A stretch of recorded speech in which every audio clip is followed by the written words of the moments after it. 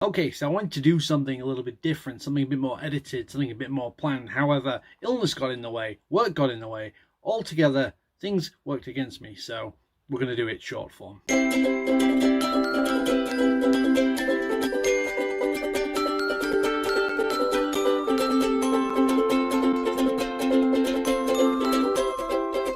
So it is Thursday, the 21st of May, 2020, and we are talking about heads-up displays and what 3 statistics I would like to appear, or if I had control over it, what I would set to appear when I look at someone else or interact with them. Obviously, being able to gauge someone's emotions is quite useful. Being able to tell if someone's angry or annoyed or sad or depressed or up to something or something along those lines will be beneficial in a social situation. But I'm thinking more outside the box here. First, statistic. Statistic is a horrible word to say, by the way, when you're trying to say it quickly. Statistic. Statistics. The first thing I would like to appear when I look at someone is how many times we have previously interacted. Definitely less useful than someone's emotional, but the amount of times at work, for example, I get talked to by customers who seem to know me and seem like we've had interactions before, fun interactions, good interactions, and I do not recognize them whatsoever. Obviously, on any given day at work, I can interact with hundreds of people, and unless I'm working directly with those people or I see these people every single day, I'm not going to keep track of them. It would be interesting to know how many times I've come across them before, maybe what happened the last time, so like a brief summary of a previous conversation or previous event. So if someone annoys me and then 6 weeks down the line they come back in and then I remember that I was annoyed at them, I continue being annoyed.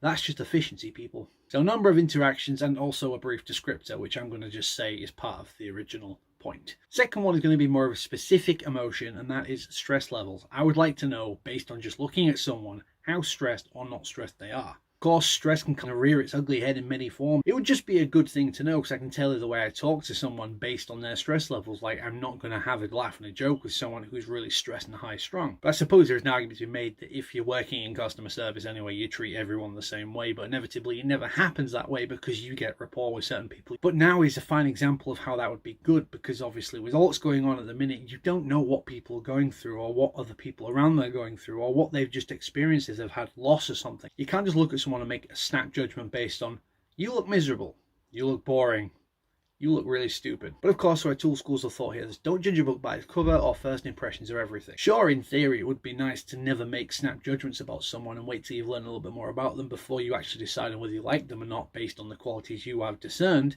However, in practice, it doesn't always work. First impressions, whether we like it or not, are always one of the big deciding factors on how we initially talk to someone, or even the short term after meeting someone, what you think about them. How I got as far as this from just stress levels, I'll never know. But point 3 coming up. I want a little text field at the bottom of my vision that has either a 2-letter word or a 3-letter word, denoting yes or no.